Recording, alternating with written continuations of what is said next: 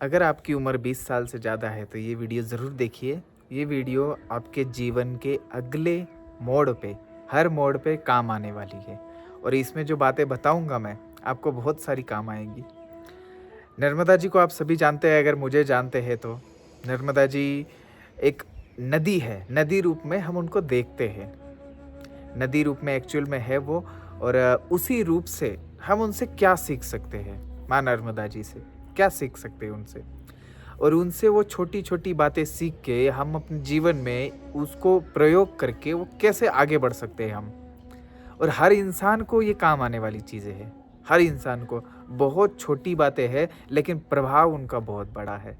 वही उन्हीं बातों से क्या सीखे हम उनसे नर्मदा जी से, इस स्वरूप से क्या सीखे और सीखने के बाद में उसको प्रयोग में कैसे लाना है, वो आपको सारी बातें बता के बताऊँगा। और अध्यात्म में भी अपनी आध्यात्मिक जीवन को कैसे बढ़ाना है, आध्यात्मिक जो एनर्जी है उसको कैसे बढ़ाना है, ये भी बताऊँगा मैं आपको, ठीक है? अब नर्मदा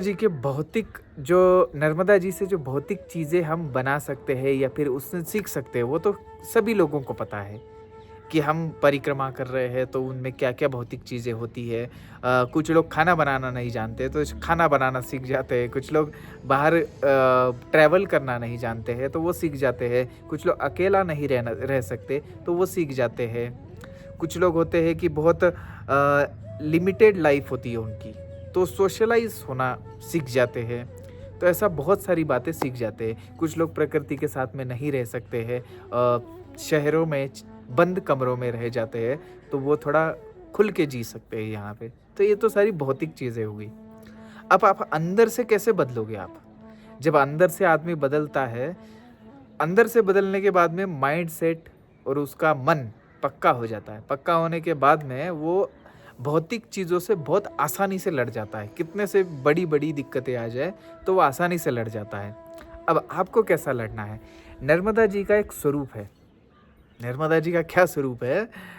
नर्मदा जी पहाड़ हो या फिर उनके पात्र के सामने पहाड़ आ जाए या फिर पत्थर आ जाए या फिर जंगल आ जाए, कुछ भी आ जाए या पेड़-पौधे कुछ भी आ जाए, कभी भी वो रुकती नहीं है। ठीक है?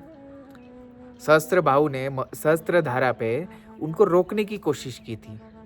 कपिल मुनि जी ने भी कोशिश की, लेकिन वो रुकी क्या? वो नहीं रुकी। ऐसी देवीय आत्माओं से नहीं रुकी, तो इसका मतलब उनसे सीखना, ये चीज़ सीखना बनता है कि हम उतना तो नहीं कर सकते, लेकिन हमें रुकना नहीं है। आजकल की जवान पीढ़ी क्या होती है, मेरे भी लाइफ में ऐसे बहुत सारे मोड़ आए कि मैं सोचता हूँ अब बस, अब रुक जाते हैं। नहीं, ऐसा नहीं करना होता है। फिर कुछ ही देर में ही मुझे रियलाइज़ होता है कि ऐसा नहीं है, ऐसा तो हो ही नहीं सकता कि मैं रुक जाऊँ अभी। रुकने के बाद में हमारी ऊर्जा सीमित हो जाती है। जो ज़्यादा है वो भी ऐसी सिकुड़ के रह जाती है, तो वो नहीं करना है। अगर हम कुछ काम कर रहे हैं, पहली बात तो हमें शुरू करना पड़ेगा ना, शुरू करने के बाद में आगे बढ़ना पड़ेगा। आगे बढ़ते, बढ़ते, बढ़ते जाना पड़ेगा।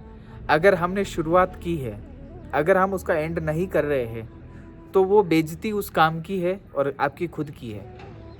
क्योंकि आपने शुरू तो किया, लेकिन किसी मुकाम पे पहुँचे ही नहीं। माँ नर्मदा जी भी जब तक समुद्र तक नहीं पहुँची, तब तक वो रुकी नहीं, तब तक कहीं भी नहीं रुकी। तो ऐसा चलते रहना है और जीवन इसी का नाम है और जीवनदायिनी यही है नर्मदा जी। तो जीवन जब तक चलता रहेगा तब तक ज़िंदा रहेगा और अगर रुक गया तो बहुत बड़ी-बड़ी प्रॉब्लम्स है। इसलिए जवान पीढ़ी को यही बोलना चाहता हूँ कि आप कोई भी काम कर रहे हैं, तो करते रहना है, करते रहना है, करते रहना है। एक दिन सफलता ज़रूर मिलेगी आपको। कभी भी कुछ नहीं रुकना है। हाँ, आप काम बदल सकते हैं, आप अपने योग्यता के अनुसार काम ले सकते हैं, उसी हिसाब से। लेकिन बढ़ते रहना है आगे। किसी भी रुकावट कुछ नहीं होता, ऐसा कुछ भी नहीं होता है। ये सारी चीज़ें आप जो दुनिया में देख रहे हैं, वो सिर्फ़ मानव ने ही बनाई है इतनी सारी। तो आप भी तो मानव हैं, तो कितनी बड़ी बुद्धि है अपने पास में, कितनी बड़ी चेतना है अपने पास में, तो उसका थोड़ा इस्तेमाल करके आपको चलते रहना है। कुछ भी काम, मैं पहले नौकरी करता था, अगर मैं डेली के डेली नौकरी पे नहीं जाऊँगा, मैं वो चीज़ रोक दूँगा, तो मेरा खर्चा कैसे चलेगा? ऐसा सोचता था ना मैं। आप भी सोचते हैं, सब लोग नौकरी वगैरह के हैं ज़्यादातर लोग, तो अगर काम ही नहीं करेंगे तो कैसा होगा? हाँ, लेकिन सही डायरेक्शन में होना चाहिए वो, ये बता दूँ। क्योंकि अगर माँ नर्मदा जी पश्चिम की तरफ जा रही है, वो तुरंत मुड़ के इधर पूरब की तरफ आ जाए तो थोड़ा-सा अननेचुरल हो जाएगा ना वो सारा। नेचुरल नहीं रहेगा, क्योंकि बहाव उधर है तो उधर ही जाना पड़ेगा। तो अपन को अपना सही डायरेक्शन वाला बहाव बनाना है, बहाव बना के आगे चलना पड़ेगा, ठीक है? ये बात उनसे सीखने वाली है, नर्मदा जी से। अगला उनका गुण है नर्मदा जी का, कोई भी छोटा से छोटा जीव हो या फिर बड़ा जीव हो, कितना भी गंदा जीव हो या तो फिर कितना सुंदर जीव हो, छोटा पेड़ हो बड़ा पेड़ हो, वो सबको जल देते जा रही है। वो कोई कभी जाति नहीं पूछती है कि तुम किस जाति के हो, इंसान से भी नहीं पूछती है तुम किस धर्म से हो, ये नहीं पूछती है कभी। जहरीला पौधा हो तो भी उस पौधे को पानी देते हुए जाएगी, और मीठा रस का पौधा हो तो उसको भी जल देते हुए जाएंगी माँ नर्मदा जी, ठीक। और रही बात, कितना भी गंदा जानवर हो वो भी उधर उनका जल पीने आएगा, कितना भी खूंखार हो, कितना भी प्यारा हो, कितना भी सुंदर हो, सब लोग जल उनसे लेंगे। माँ नर्मदा जी किसी को बोलती है क्या कि तू बहुत गंदा दिख रहा है, तू मत ले जल, या फिर तू बहुत छोटा पौधा है अब मत ले, या तो फिर तू बहुत बड़ा हो चुका है अब जल मत लेना मेरा, ऐसा नहीं करना है। तो यही चीज़ भेदभाव अपने देश भारतवर्ष को बड़ा नुकसान सदियों से करता आ रहा है। तो इस बात का ध्यान रखना है, हमें किसी भी चीज़ में भेदभाव करेंगे तो बहुत बड़ी आपदा आ सकती है आपके जीवन पे ही।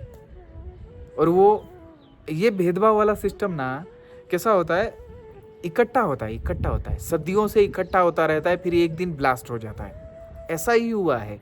आप पिछले जब रिकॉर्ड निकाल के देखोगे तो भेदभाव करते रहे, सदियों से एक तबके के साथ भेदभाव होता रहा, फिर एक दिन ब्लास्ट हो गया। ब्लास्ट होने के बाद में सब कुछ तितर-बितर हो गया, समाज पूरा तितर-बितर हो जाता है। तो इस बात का हमें ध्यान रखना है, और भेदभाव और फूट जो डाल रहे हैं उनसे दूर रहना है। ये आज के कलयुग की बहुत बड़ी चीज़ बता रहा हूँ मैं आपको, कि जो भेदभाव फूट डाल रहा है उनसे दूर रहना है। वो लोग बिल्कुल जहरीले हैं, ध्यान रखिए आप इस बात का। तो भेदभाव किसी से भी नहीं करना है, मिलजुल के रहेंगे तो आप मानव रूप में रहेंगे, तो मानवता को बचाने की कोशिश करिए मिलजुल के, ठीक है? और आगे सिर्फ मानवता ही आपको बचा पाएगी, बाकी कोई नहीं बचाने वाला है, बाकी बड़े लोग नहीं बचाएंगे, बाकी कोई नहीं बचाएगा, सिर्फ मानवता ही आपको बचाएगी आगे की लाइफ में। आगे जैसा समय आ रहा है वैसे बता रहा हूँ मैं, ठीक है? इस बात को थोड़ा समझिए, भेदभाव किसी के साथ नहीं करना चाहिए, छोटा बड़ा अमीर गरीब किसी भी साथ में नहीं, ठीक है? तो ये गुण हम माँ नर्मदा जी से सीखते हैं और उनसे सीखना चाहिए। अब अगला जो गुण है, अगला गुण बड़ा ही सुंदर गुण है माँ नर्मदा जी का। माँ नर्मदा जी का जल, अगर नर्मदा जी के किनारे कोई रहा है लंबे समय तक तो उनको पता है, ठंडी और गर्मी के समय में रहा हो तो जब ठंड होती है तब माँ नर्मदा जी का जल गर्म होता है, ठीक है? इसका मतलब इंसानी शरीर को या फिर किसी भी प्राणी को बड़ा सुकून देता है। और जब गर्मी होती है तब ठंडा होता है, तभी भी सुकून देता है, क्योंकि अपन को ऐसा ही तो चाहिए होता है ना, गर्मी में ठंडा जल चाहिए होता है, ठंडी में गर्म जल चाहिए होता है, ठीक है? तो वही प्रकृति रहती है माँ नर्मदा जी के जल में। तो इसका मतलब ये है कि अपन को समय के अनुसार चलना पड़ेगा, समय के अनुसार।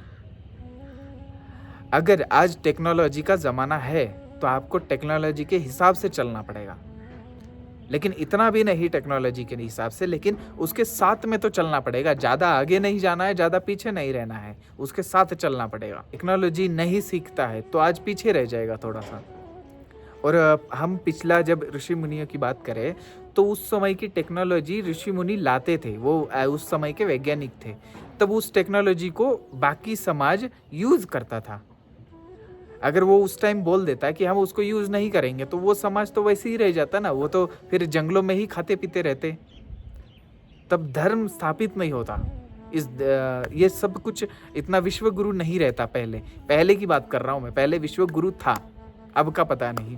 आपको तो क्या चल रहा है आपको सबको पता है, ठीक है? इतना बड़ा विश्व गुरु नहीं हो पाता, इसलिए अब हमें ज़रूरत के अनुसार हमारा एक-एक चीज़ डेवलप करनी पड़ेगी। आपको बहुत कुछ सीखना पड़ेगा और आज सीखने स्किल का ज़्यादा महत्व है। जवान पीढ़ी को मैं मोस्टली बता रहा हूँ और बाकी लोगों को भी काम आएगा ये। बाकी लोगों का ऐसा नहीं कि बाकी लोगों को काम नहीं आएगा। सब कुछ सीखने का मतलब है सीख के रखना है। पैसा एक समय तक काम आएगा, एक समय पे वो भी छोड़ देगा, लेकिन आपके पास पैसा नहीं रहेगा, लेकिन आपकी स्किल्स रहेंगी, आपकी जो कला है वो आपके पास रहेंगी।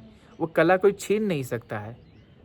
तो प्रकृति के अनुसार, अपने समय के अनुसार वो स्किल सीख के रखना है। तो ऐसा ही आपको करना पड़ेगा। जैसा माहौल वैसा ही आपको बनना पड़ेगा। और ऐसा नहीं कि गलत माहौल चल रहा है तो गलत बन गए, नहीं, ऐसा नहीं है। आपको उतना ही बनना पड़ेगा जितना आप अपने जो उद्देश्य है उसके हिसाब से चल सके और अपने जो मोरल्स है इनके हिसाब से चल सके और सही से रह सके। अपने विचारों को हमेशा बड़ा रखना है, छोटे मोटे विचार नहीं रखना है। छोटे मोटे विचार जितने सुनते और इकट्ठा करते रहोगे दिमाग में, उतना ही प्रॉब्लम्स वाली चीज़ें होती रहेंगी। ये जवानों को बता रहा हूँ मैं ज़्यादातर, क्योंकि ज़्यादातर मैं ये वीडियो उन्हीं के लिए बना रहा हूँ। वो नर्मदा जी के जो गुण हैं, उनके जो इतने अच्छे गुण हैं, उनसे क्या सीख सकते हैं हम। अगर आप नर्मदा जी की परिक्रमा में आ रहे हैं, अगर जवान है आप, जवान बहुत ज़्यादा आ रहे हैं, लेकिन वो एक्चुअल में इन चीज़ों पर ध्यान नहीं दे रहे कि माँ नर्मदा जी हमें क्या सिखाना चाहती है। अगला जो उनका गुण है नर्मदा जी का, वो बड़ा ही सुंदर गुण है और वो सबके लिए बहुत ज़्यादा उपयोगी है। ये बहुत ज़्यादा ज्ञान बता देता है, बहुत ज़्यादा ज्ञान। और ये अगर ये चीज़ आपने अगर मन में रख ली तो बहुत बड़ी चीज़ है ये, और उसके हिसाब से चले तो बहुत ज़्यादा इफ़ेक्ट डालता है। और ये मैंने खुद ही इफ़ेक्ट खुद पे इम्प्लीमेंट किया था, तब ये इफ़ेक्ट मेरे में नज़र आया। सही में ये होता है ऐसा। वो है आप नर्मदा जी का जब बहुत सारी अलग अलग जगहें देखते हैं, मतलब कोई ये एरिया देख लिया, कोई वो एरिया देख लिया, कोई वो एरिया देख लिया, ठीक है। तो नर्मदा जी का जल का जो प्रवाह है, उसमें एक चीज़ दिखती है, जहाँ पे जल कम होता है और वो पत्थर ऊपर होते हैं। देखो, पत्थर ऊपर होने के बाद में जल का आवाज़ बहुत ज़्यादा ऐसे दड़ दड़ खड़खड़ खड़खड़ ऐसा आवाज़ आता है उसका, ठीक है, नर्मदा जी के जल का। और जहाँ बहुत ज़्यादा डीप होता है, गहरा होता है, वहाँ पे बिल्कुल ऊपर शांत दिखता है जल, ठीक है। तो इससे ये बात बहुत पकड़ने वाली बात है कि जहाँ पे ज्ञान की कमी होती है वो ज़्यादा आवाज़ करता है, ठीक है। ये बात एकदम करेक्ट है और उन्होंने बहुत तरीके से बताई है कि जहाँ पे भी ज्ञान की कमी होती है, पत्थर उनके ऊपर होते हैं गोटे, तो वहाँ पे आवाज़ ज़्यादा होता है। और जहाँ पे ज्ञान की गहराई होती है, वहाँ पे जल भी ज़्यादा होता है, मतलब ज्ञान की बहुत ज़्यादा होता है और गहराई होती है और शांत रहता है जल, शांतता ज़्यादा रहती है। पता नहीं लगता है कि कितनी गहराई है। जब नापेंगे तभी गहराई पता लगती है, नापना पड़ेगा ना तब। ज्ञानी इंसान का भी ऐसा ही रहता है, बहुत ज़्यादा आवाज़ करेगा जब ज्ञान नहीं होता है कि ऐसा है वैसा है वैसा है, लेकिन जब ज्ञान आ जाता है तब वो शांत हो जाता है। ज्ञान आने के बाद में एक्चुअल में उस बंदे को पता है कि ये क्या अगली चीज़ है, क्या पड़ी है। और सफ़र पूरा इन्हीं दो चीज़ों के बीच में है, अज्ञानी और ज्ञानी। इनके बीच में जो बीच वाला सफ़र है ना, वही सफ़र है। बाकी एक अज्ञान से लेके ज्ञानी तक एक पड़ाव है, वही रास्ता हमको पार करना है बस, और वो रास्ते का ही आनंद है बस। मैं सही बता रहा हूँ, और उसी रास्ते का आनंद है। बाकी ज्ञान से अज्ञान तक पहुँचने के लिए समय कितना लगता है, उस रास्ते को कैसे पार करता है, और उसी पार करने वाले सिस्टम को ही जीवन बोला गया है। अगर सारे ही फटाक से ज्ञानी बनने लग गए तो सारी दुनिया ज्ञानी हो जाएगी ना। अगर हम ज्ञानी बन ही जाने के बाद में, अब देखिए, अभी कोई बॉक्स रखा हुआ है और किसी और ने बोला कि उस बॉक्स में हीरा है, तो हम बहुत अच्छी तरीके से उसको इस्तेमाल करेंगे कि इतनी कीमती वस्तु है तो उसको ले जाके अच्छे तरीके से रखेंगे, हानि नहीं होने देंगे। अगर हमने खोल के देख लिया अंदर हीरा है, अब हमें उसको ज्ञान हो चुका है कि इसमें हीरा नहीं है। हमने खोल के देख लिया उसमें हीरा नहीं था, ये उसमें पत्थर था, दूसरा कोई भी ईंट का टुकड़ा। लेकिन जो हम उसको इतना केयर करके रख रहे थे, वो केयर वही तो जीवन था ना। वो केयर हम क्यों कर रहे थे? हमको पता था अंदर एक हीरा है, अगर हम उसको खोलते नहीं तो हमारे लिए हीरा ही होता वो। लेकिन हमने खोल के देख लिया, तब अब पता लग रहा है कि उसमें ईंट है, पत्थर है उसमें। तो ठीक है, अब उसके लिए हमारी वैल्यू कम हो चुकी है। और ये जो मोह माया जो है सब कुछ, ये जब तक आप उसको जान नहीं लेते, जब तक उस चीज़ों का सही ज्ञान नहीं हो जाता, तब तक ही आपके लिए बहुत इम्पोर्टेंट है। जब उसका ज्ञान हो जाएगा आपको, तब आपके लिए वो इम्पोर्टेंट नहीं है। ये माँ नर्मदा जी सिखाती है। जब इस मोह माया से जब आगे बढ़ जाता है आदमी, तब माया हमारी दासी हो जाती है। अब हमें जिस चीज़ से मतलब ही नहीं है, तब वो हमारी दासी है। जब दासी होने के बाद में हम कैसे भी किसी भी अच्छे कामों में उसको लगा सकते हैं, माया को लगा सकते हैं, मोह को लगा सकते हैं अच्छे कामों में। वो एनर्जी हमारी जो बच जाएगी वो अच्छे ही कर्मों में लगेगी ना। तो इसका ये मतलब है। देखिए जी, मेरा बोलना किसी को अच्छा बुरा लगा होगा या फिर मैंने गलत बोल दिया होगा तो माफ़ करिए, लेकिन मेरे जीवन को देखने का नज़रिया मेरा बड़ा अलग है। मैं हर चीज़ से सीखने की कोशिश करता हूँ। ये हरे पत्ते, पेड़ पौधे, नदी नाले, पक्षी, ये सब इंसान के साथी है। और इंसान एक्चुअल में पंच महाभूतों से बना हुआ है। इसी मिट्टी में मरना है इसको, तो फिर इसी मिट्टी से जन्म हुआ है, इसी मिट्टी में मरना है। तो ये सारा चीज़ कुछ तो मतलब रखता होगा ना हमारे लिए। क्यों हम इधर ही आए? हम किसी और चीज़ की क्यों नहीं बने? तो इन चीज़ों का प्रभाव जब अपने मन में एक्चुअल में वो घर कर जाता है ना, तभी ये सारी चीज़ें समझ में आती है। और तब समझ में आता है कि बाकी ये सारी चीज़ें तो सब मिथ्या है, ऐसा सब सपना है। और एक बहुत अलग ब्रह्मांड है, उसमें हमें जाना है। तो ये हम सिर्फ शरीर का खेल खेल रहे हैं। आज इसका शरीर, कल उसका शरीर, कल उसका शरीर, कल उसका शरीर, ऐसा हम शरीर बदलते जाएंगे बस। और ये बहुत कम समय मिला है इंसानी शरीर को समझना और इंसान को समझने की चेतना मिलना, ये बहुत कम समय होता है। अभी आगे क्या होगा मुझे क्या पता मेरा, और पीछे जो हुआ सो हुआ। अभी ये पीछे जो हुआ ना, उसका ही रिजल्ट मैं अभी ऐसा हूँ। तो आप अभी कैसे हो, यही रिजल्ट है पीछे वाला आपका। जो भी पीछे आपका जो जीवन रहा, वो आप अभी जैसे हो ना, वो रिजल्ट है आपका। तो और बेस्ट बनना है आपको, या तो फिर और भी गए गुजरे बनना है, तो वो आज जो करोगे आप, उस पर डिपेंड करेगा कि आपका रिजल्ट अगली जीवन का कैसा होगा। तो यही सब सिखाती है नर्मदा जी। मुझे तो देखिए यही समझ में आया, और मुझे सही समझ में आया। तो एक बार कमेंट में बताइए कि फिर सही समझ में आया क्या मुझे। बाकी प्रकृति से क्या सीखना चाहिए, क्या नहीं सीखना चाहिए, वो सबके अपने अपने मत है। और सबका जीवन कैसा आपको खुद बनाना है, खुद बिगाड़ना है। मैं तो चाहूँगा कि सबका जीवन शांतिपूर्ण हो, शांति मिले बस। बाकी किसी को किसी में शांति मिलती है, किसी को किसी में शांति मिलती है, लेकिन अच्छे ही कामों में शांति मिले। और शांत रहो, मन से शांत हो जाए सब।